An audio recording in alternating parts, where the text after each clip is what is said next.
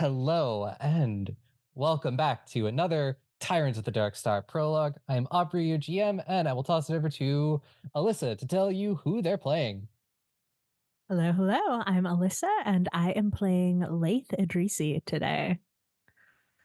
Yes, it is our fourth prologue.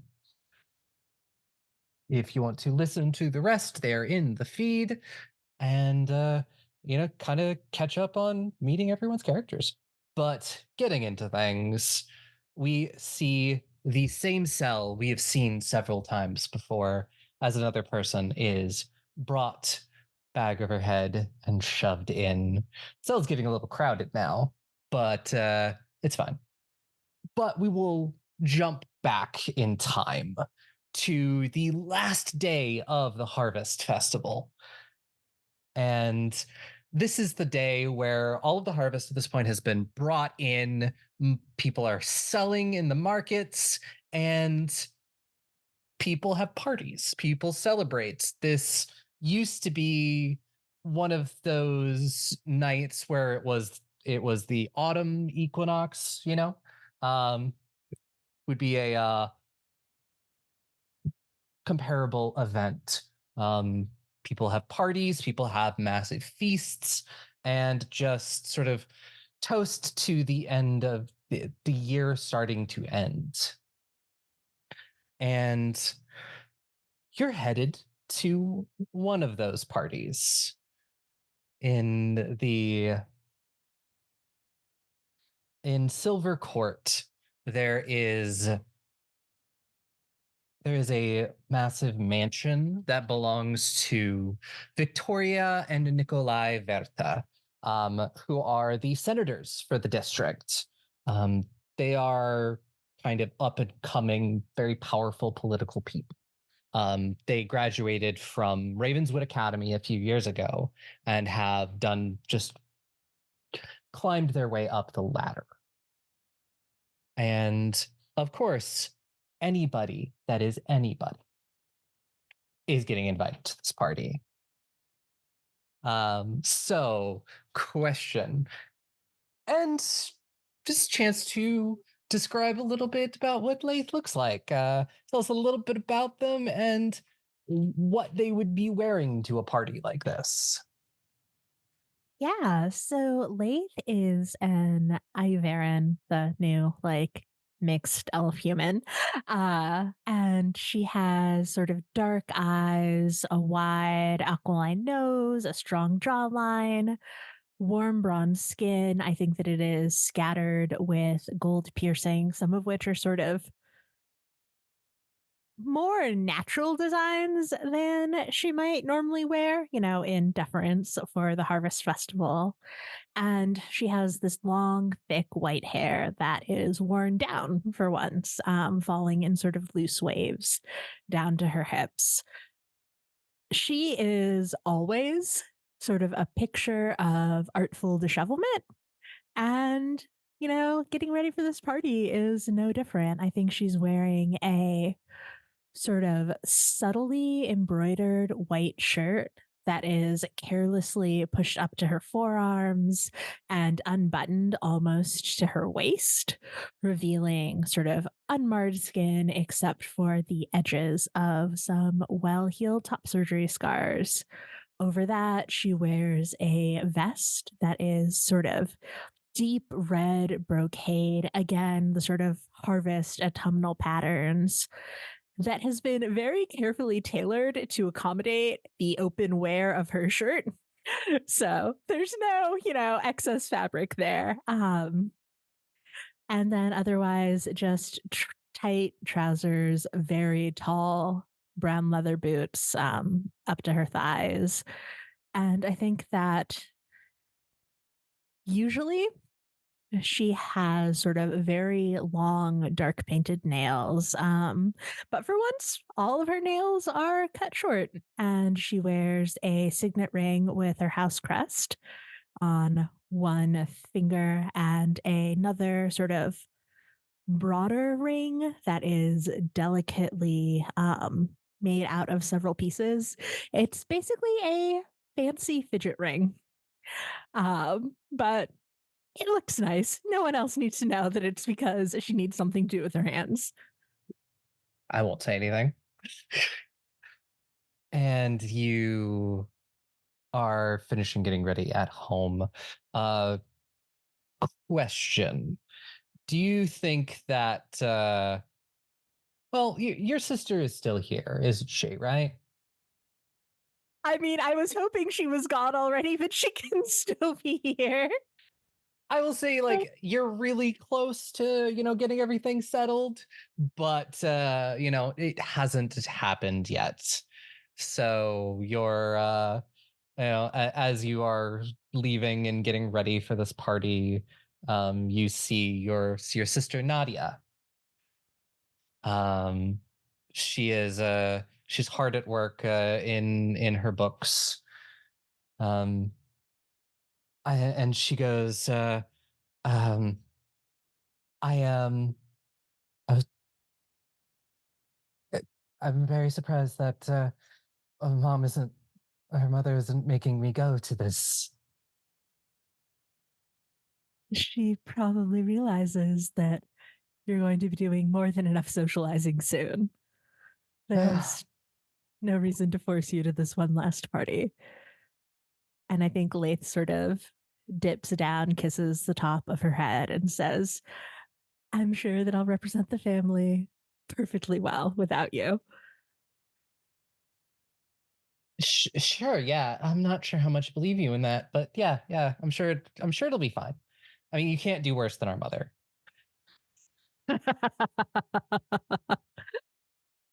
Such faint praise.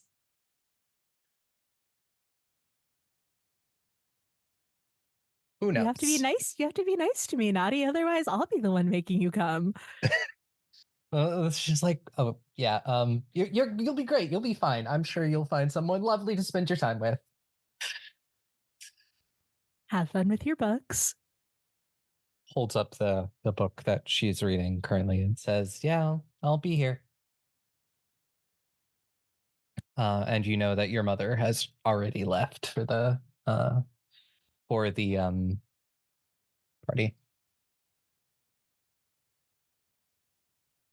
And as you leave the house and head out into the Silver Court, you can see that the eclipse is set for now, and the stars are the brightest they will ever be for this part of the year. And the two moons are perfectly aligned.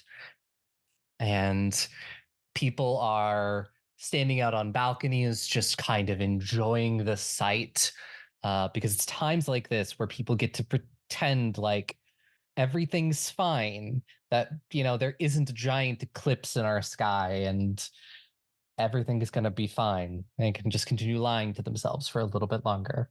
As you walk across the district to the massive mansion, which the twins inherited when their parents died. And as you approach, it's already full of people, full of life. People are waiting outside. There are people milling about. You can hear the sound of music and revelry and laughter. How exclusive is this party? Obviously, anyone is going to be there, but are there also a lot of other people, or is it a fairly There's your normal hangers on who want to be somebody that will show up and hope that someone who is somebody will take pity on them and bring them inside as their plus one. Lath will not be doing that? Oh, of course. You would have your invitation, which is lovingly printed on this beautiful vellum with a wax seal and big swoopy cursive, and it's anything you could think of a fancy invitation. This thing checks that box. And yeah, if you give it to the guards, at the gate, they will let you on through into the party. Yeah, I think that sort of going into the party, Laeth doesn't have much of an agenda other than to sort of see and be seen.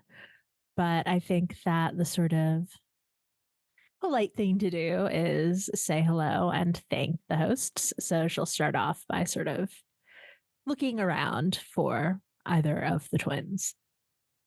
Yeah, it doesn't take that long to find them. They are kind of set at the head of the ballroom in what is a step below a throne. For now, at least while people are filing in before the actual night's events are started, you see Victoria and Nikolai, um these two twins that are attached to the hip. You rarely see one without the other. Technically, the job of a senator is only supposed to go to one person, but they've split it between the both of them, and they're just too powerful for anybody to say no. And Victoria will see you and just be like, Laith, darling, just lovely to see you. Victoria, your manor looks beautiful for the festival. Oh, the servants have been hard at work all week preparing for this. Oh, I'm sure. And you look incredible as well. And Thank you. Nikolai, And Nikolai will sort of move stand next to his sister, and Victoria is wearing a beautiful red gown that sort of contrasts against her pale skin, and her red hair is in the sort of massive like buns on the side of her head, which are weaved through with like this golden thread. And I'm going to ask you to make a perception check.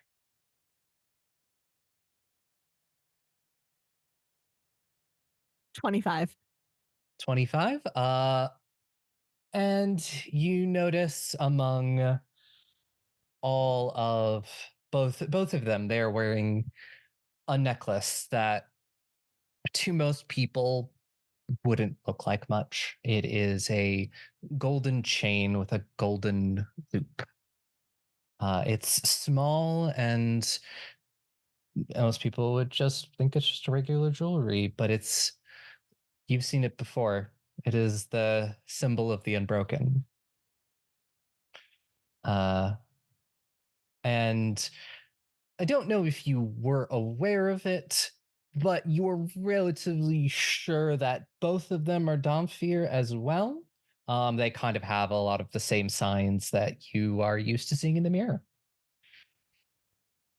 The slightly too sharp canines, the skin that is like it can slightly paler than a normal person's, Pinprick And- pupils. yeah. Yeah, yeah. Mhm.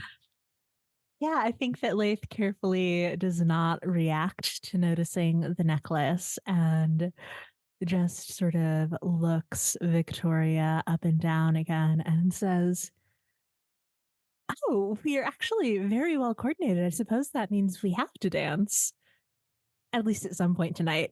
Oh yes, yes. When the dancing starts, come find me. I would love to share a dance with you. Of course. And I Uh, think, yeah, yeah, and just goes. I don't want to monopolize your time. There are plenty of people here to meet, and plenty of refreshments. yeah. And with her sort of final pleasantries, Lace will leave and go mingle. Mhm. Is there anyone that you're looking for here? I think that she looks around. She doesn't expect it, but they're sort of always in the back of her mind, wanting to see if this is a party to which Alouette was invited slash chose to attend. Mm-hmm. Uh, Yeah, unfortunately, I don't think you see Alouette. but other than that, I'm sorry, did you say that my mother is supposed to be attending this party? She's somewhere here. Okay. Yeah, Laith will look around and if she notices her, do her best to avoid. her and avoid being seen by her, but Yeah. is otherwise just content to.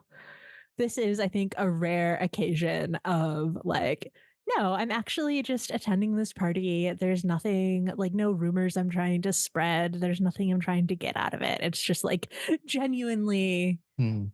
a feast, a Yeah, festival. it is. And yeah, you see her. She is with her usual cadre of other nobles that you know she travels around with. Most of them probably all members of the Unbroken.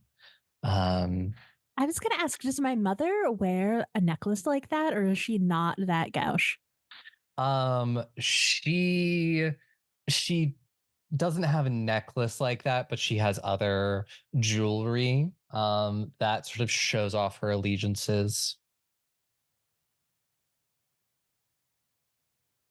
Fair enough. Yeah, and let's see.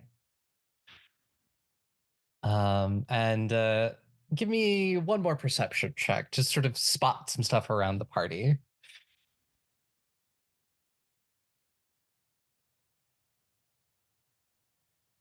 Dirty 20. Hey, dirty 20. There's a man at one of the bars. He looks a little scruffy and not like this is his normal scene. Looks very uncomfortable in that very dashing suit. It's very good and it's very tailored for him, but it doesn't look like it's his usual thing. And you see a couple other people. You see this person with who you've probably seen them around. You do notice that there's a this person there. You can guess by the sort of the ashen pallor of their skin that they're a duskwalker. Um, sort of that returned corpse look. Um, they have this sort of shorter white hair that's pushed back, sort of slicked back, and they're wearing a dashing suit. You've seen Akos before um, at meetings and has met with your mother and your father before. Um, you see them, you see various other important people. You see the headmaster of Ravenswood. You see the even the high priest looks like he is a high priest of the Lamplighter. So sort of shown up tonight. You see Cygnus Strauss. Um, there's various other people at the party. Depending on who you want to mingle with. Well, of course, it's the out of place man at the bar. Yeah. Aubrey, I love people who aren't supposed to be here. Yeah. As you approach, you hear him say, just keep it filled, darling. As he knocks back a glass of brown liquid, some sort of alcohol. Laeth will sort of lean on the bar next to him and not order anything, but ask, is that making the enjoyment any better, or do you need a few more glasses before that kicks in? He smiles and looks at you and just goes, um, ask me in about 5 minutes. Fair enough. I don't think I've seen you at one of these get togethers before. Oh yeah, I don't usually make appearances at things like this. But this year, made an exception. Thought there'd be some interesting stories to collect. And places like this always have the best secrets. Oh, I'm sure that our gracious hosts don't have anything to hide. And look around this room. Who could possibly have secrets? Very clearly being facetious. Mhm. Um, sort of like turns around, like leans his arms on the bar and like looks around and goes, relatively sure those two are having an affair. That person is that I'm not mistaken, that's a couple seasons out of date. Maybe they fell on hard times, but still want to pretend that everything's fine. I have a knack for reading people. I think we can see Lath sort of mentally making notes of these observations, but she just says, "And what should we be reading from you? I mean, it's a very dapper suit, but you don't look terribly comfortable in it. Oh, Were you I'm definitely not used to wearing something like this and kind of like adjusts the tie a little bit. were you hoping for someone to come take pity on you, or that your out of placeness might grant you some grace from the vultures?" Oh no, I am kind of hoping that they notice that I don't look like I belong, because that's when I deal my best deals. You know, everyone wants something, and for a small price, I can swing things.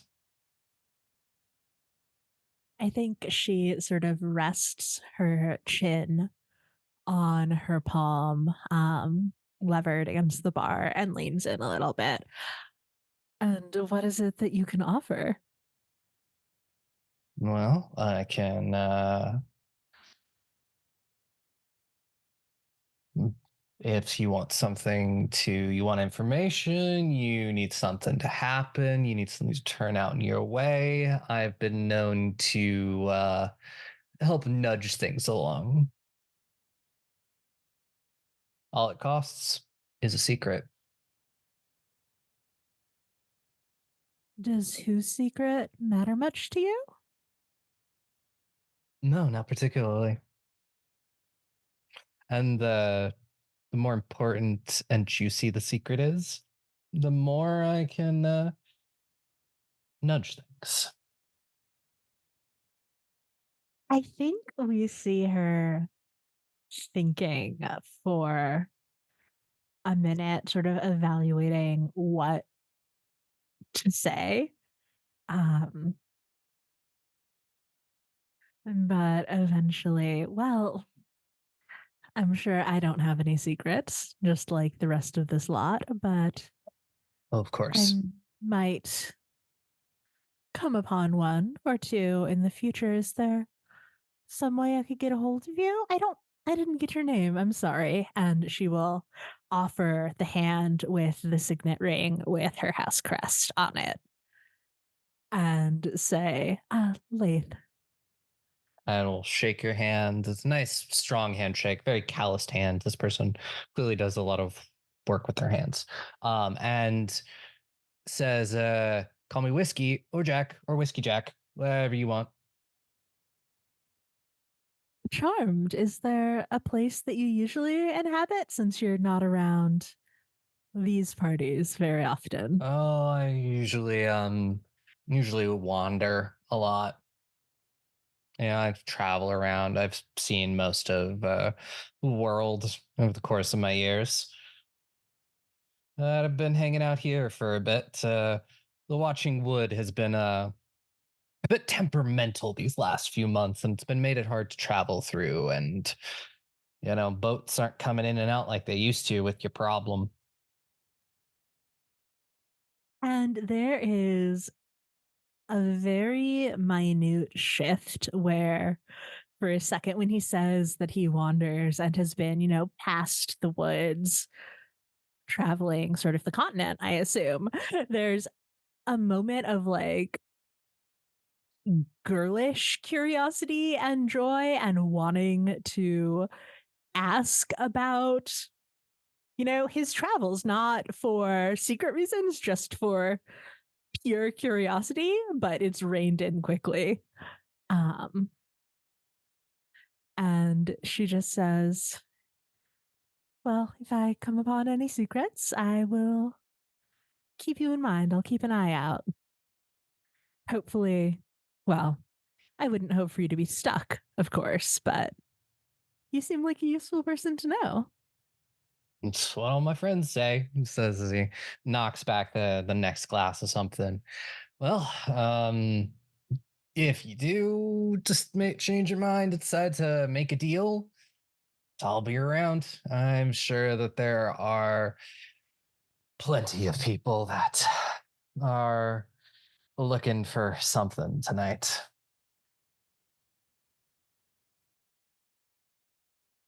They might be more inclined to talk to you in the back gardens than here at the ball, here at the bar. In houses like this, you can never be sure about who's listening in. That's very true. Thank you for your advice. We'll sort of leave his finished glass on the bar and put down a couple of coins for the bartender before sort of walking away, telling you don't get in too much trouble. I never do. So you've talked to the stranger. Um, do you want to? What else would you like to do? God, I really don't want to talk to anyone affiliated with my mother. Uh, Mhm. so I think that maybe she will go not directly talk to, but sort of linger around whatever circle is talking with Cygnus. Mm. Does he, I mean, as the high priest of the Lamplighters, I understand that there's like that's an elevated position, Yeah, but is he in like society stuff a lot? yeah, he's definitely more involved in like the society part of everything than Tezrani was. His the priest before him, the one that tragically got murdered several months ago. Um, uh, and he's more out there and more of the people. Definitely seems like you could talk to him. He's still kind of wearing he's wearing a very, very nice suit with sort of a pin of the lamplighters on his lapel, and sort of surrounded by people who are listening eagerly to as he sort of talks about his duties as high priest and sort of the people he's talked to and the stories he has. Um, it is also very well known that he is single, and there are maybe some noble people that see it would be a really great idea to try and marry him because high priest serves until death. Nice. We can just ignore the fact that the last one mysteriously died recently. Yeah, mysteriously died recently. That was the vigilantes' fault. They're a problem in the city, and the guard is cracking down on I'm sure. it totally. Yeah, I think that Lath sort of makes a note of the people who are sort of specifically angling for like anything romantic with this man. And will listen in on one or two stories before wandering over to the Ravenswood headmaster. There is nothing that she finds more boring than magic and less exciting to talk about, but I think that it's sort of a like, if I tell Nadia that the headmaster was here and I didn't talk to him, then she'll try and guilt me about it. So It's very true. And I mean, it's really depends. Like, I mean, Cygnus is telling stories sort of like about politics, and the he had meetings with the leader of the Twilight Watch the other day, and oh, that's just such a hard ass, kind of thing, But she's just such a good service to the world, protecting us from those monsters. He's doing that kind of routine. Um, and then eventually you wander around and you see Andreas Ravenswood, the founder and headmaster of Ravenswood Academy. He is sort of having a quiet conversation with a couple other people you guess are teachers, or possibly ex-students, kind of catching up. Like students that have graduated, not like students that have left, but And as you approach, you've met him before, probably, right? And just goes, Miss, or do you, which would you use? Miss or Yeah, mix? Yeah. Miss or Mix are both fine, Yeah, or cool. like the Utada Hikaru, like MYS Miss for mystery. Your prefix is a mystery. Yes, and so goes, uh, Miss Ildrasi, it is, it's lovely to see you again. Did your sister accompany you to the party? Unfortunately, no, she was quite caught up in her reading. As I'm sure that when she comes to school, that it'll be right at home. There's plenty of reading to be had. Of course, she's terribly excited about it. We were very excited to have her as well. As you know, we only can let in a couple hundred people per semester. We only have so much space. And clearly, your graduates do great things. I mean, Yes, I mean the graduates will gesture over to the twins and say, "Yeah, they're gone on to become the senators for the district." I'm very, very. I didn't actually teach them; I just run the school, but very proud of what they've been able to do. And Andreas is a an elf who is you're not exactly sure how old he is, but his heritage is ancient. So he's very old, and you're not sure if he had like blonde hair initially, but it's like gone gray white, and is sort of long and sort of kept swept back, and wears very very nice robes. Uh, and so, uh, and we'll continue talking with you about sort of the school in general, um, just because you were in the game. Anything about um, a very specific alchemy professor has been kind of covered up, and as far as anybody knows, for the last 5 years, Professor Tallis has been on sabbatical. long sabbatical. Long Nothing sabbatical. suspicious there. Nothing suspicious. Well, they're like his health is failing. Just, he will return to the school one day, but once he recovers. Of course. Of course. Mhm. So give me a what is the role that you usually roll to collect rumors for Dandy? Let me check.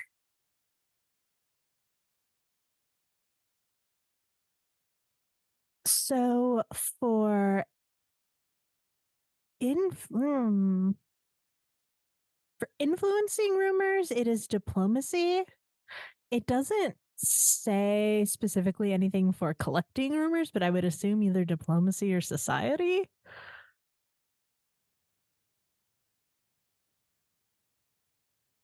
Let's roll a society. Yeah, those are the two that it boosts. So it makes sense that it would be. That's a nat 20, so 27. Nat 20 for 27. And that's when you hear it. There are these two gossiping noblewomen that pass you, and you hear one of them say, "Can you believe it? The the that Idrisi Idrisi cool. That Idrisi woman is engaged to the Scriabin heir." And then you hear the other one go, is she going to the magic school? And they're just being like, the other one goes, it's what they say, but if this happens, you know, they're just gonna probably have to not do that. There's sort of this rumor of this Scriabin, and Scriabin is a name that you've heard before. Um, there is the newest district of the city is called the Ash District. It is there's the Scriabin family who bought up a lot of land where the the watching wood is, and through some means of magic have actually been able to cut down some of the trees, um, and sort of built an entire new district. Um, so it's kind of gotten a little bit. They've made a name for themselves, through the helping with the lumber yards and the estates. And also, this is probably the first time you've heard about it. I was about to ask, yeah, is this the first time? Okay. You know that like your mother has been trying to marry off you for a while. That's never happening. Yeah, but you keep causing too many problems. So it looks she's your mother has moved on. Yeah, all the joy of the evening immediately leaves Laeth. And I think that she's been sort of keeping a pin in the back of her head of where her mother is, or where it seems like her mother is previously, to avoid her. Now to go and pull her off into some corner and ask about this. Yeah, you see that she's in the middle of a conversation with somebody. I don't know if you care about that too much, but you could pull her off into the library, somewhere, maybe people won't hear you yell. You could pull her out into the gardens. Is the Whiskey Jack still at the bar, or did he take my suggestion to? He took your suggestion and is probably wandering the gardens. All right, I am going to. I mean, not with any sort of urgency. There's no need for whoever it is that Mother's talking to think there's anything wrong. But when there's a break in the conversation, I will cut in and pull her away to the library. Yeah, you do kind of the normal, just like, haha, I need to talk to my mother about something, and grab her by the arm, and before you know it, the library isn't far off the main floor. It's just down the hallway, and it is an area that is very quiet. There's really no one in here because there's no need, and it's kind of like, yeah, you don't need to go in the library for this. There are other more important, more fun rooms to go to. And your mother looks at you and sort of straightens her dress and says, "Now, what is this all about?" Is there a reason, Mother, that you weren't forcing Nadia to come to this party? In the end, it's just I knew that she wouldn't have a good time about it, and I didn't want to have to drag her out of the library at the end of the night when she would not socialize with anyone. Of course, and it has nothing to do with the socializing that you've arranged outside of either of our knowledge. Look, I am just doing what is best for this family. You're doing it's true then. You've engaged her. Does she even Yes, know? she will tomorrow.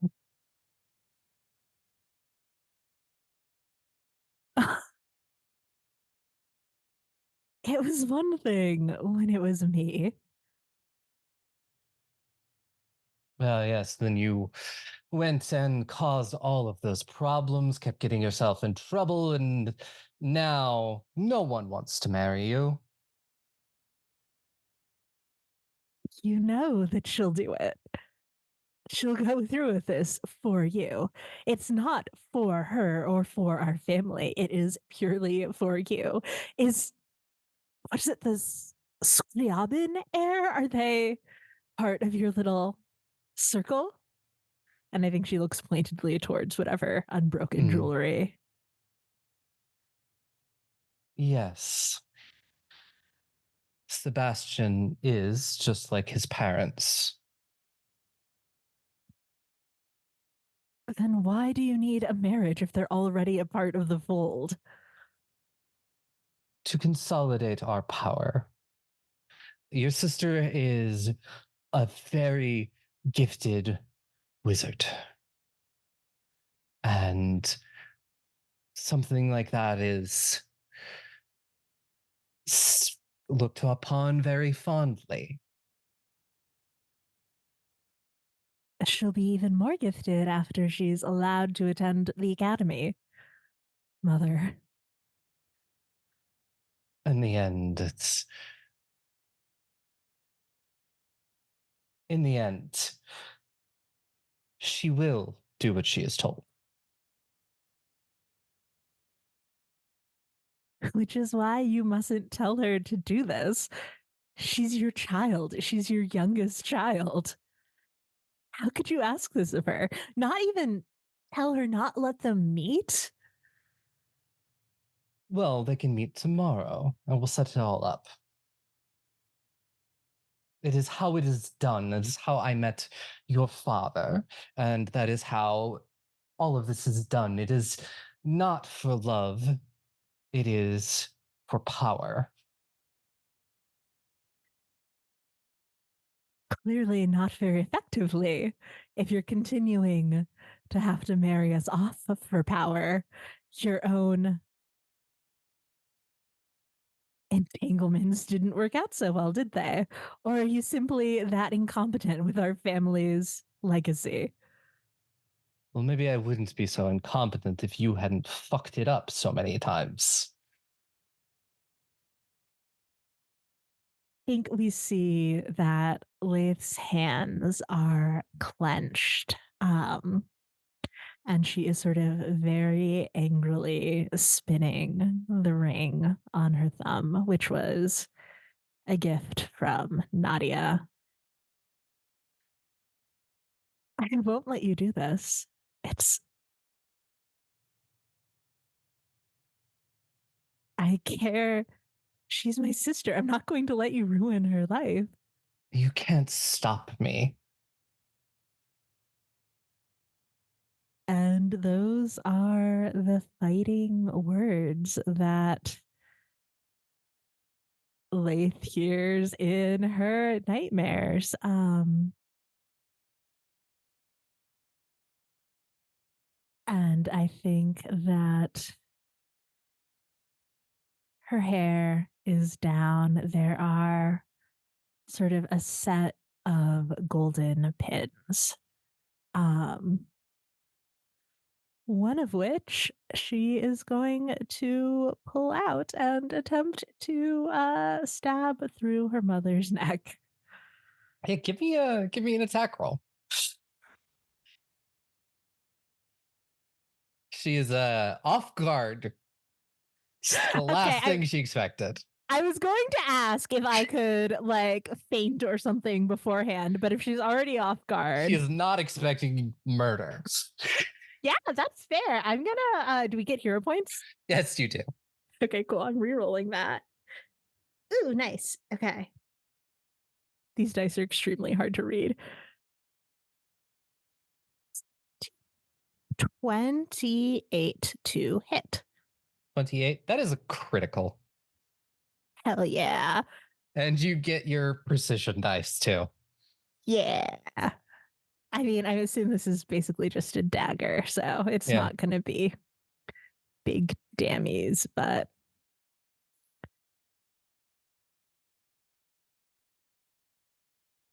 Okay, so that is, does the precision also double or is it just the main dice? I believe it also doubles.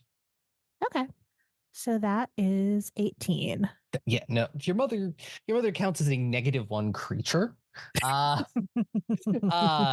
that is enough to kill her. As you stab the knife through the neck. Like what is going through Lake's head at this moment? I think it's just pure protective rage. because Laeth has fucked up her own life and her reputation, and maybe a bit of the family's reputation. But the one thing that she thinks she hasn't fucked up is caring for and helping raise Nadia, and she's not going to let her mother finally step up as a parent for this one thing to sell her off. And so, almost without thinking, I think that the hairpins were a gift and more of a novelty than something she ever thought that she would have to use. But it's, yeah, it's just instinctive rage as she thinks that, her mother has these connections and these machinations already in tow or already in place. And this is the only way that she can think to stop her. Yeah. And there's the gurgling sound as you just jab that thing through the neck. And because you've done it right through the neck, you can scream. And it's fast and messy. And then there's a body on the floor.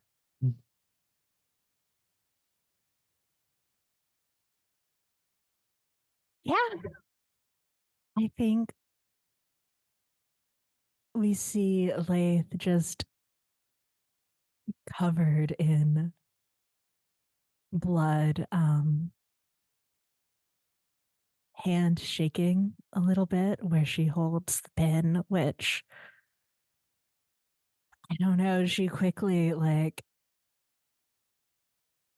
sticks in her pocket. She wipes off on her vest and tries to sort of put it back in her hair, which is probably also bloodstained from the like arterial spray. And maybe no one will notice it this way. And I think that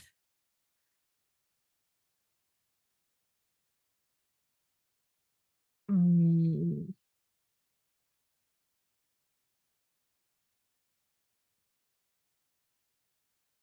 okay, she considers running out to the garden, Mm. but there, weird stuff is a part of this city. But I just met this Whiskey Jack character, and I don't think that I can quite trust them for something this immediate and this big.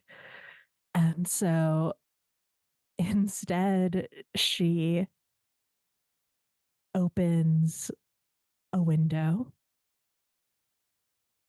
um, and then goes back to her mother and screams. The play here is I didn't do this, I am a bystander. Okay. So you do that, you scream, and people come running. I, And yeah.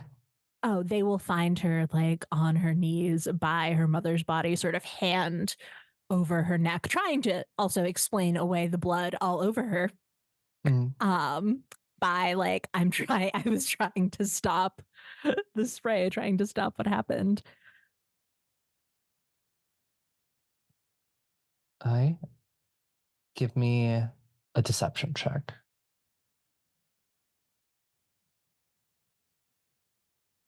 Dirty 20. Dirty 20.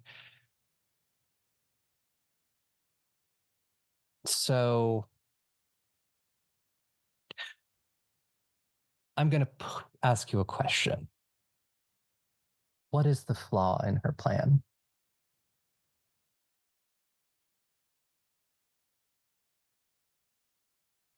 I mean, She was hoping that with all of the blood and the chaos, and who would think that she would actually kill her own mother here at this harvest festival, that no one would even look at her hair or think about her hair. But it is very clear. Just, I mean, red blood on white hair where she pulled the pin and where she refastened it. Mhm. And there are clear marks on her vest, which is red, but still, um, from where she attempted to wipe it off. Yeah. Um, and that is, of course, will be your downfall in the end. There's there's at least enough chaos at first that I will say before they realize you can do one thing, you can put one thing into motion.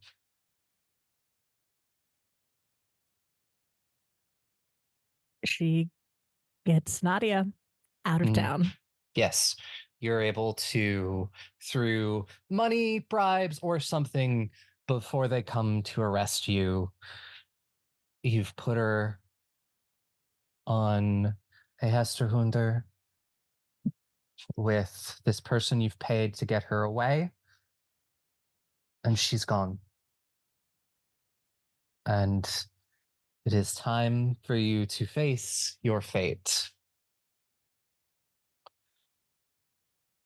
And the next time we see you, you will be in that quickly filling up jail cell with all of these other, I'm sure, upstanding citizens. I mean, I've already ruined this family. What's a matricide on top of that? Yep. Well, we have one more prologue left to do. So next week, join us. Well, join us. We have one more prologue to do. Join us for the next one.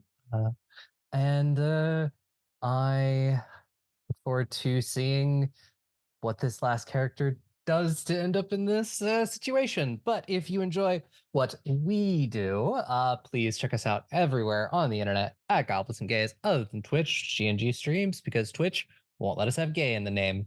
And other than that, check back. The actual campaign will be starting soon. I hope you've been enjoying the prologues. They've been certainly a fun way to introduce these characters. And we will see you all next time.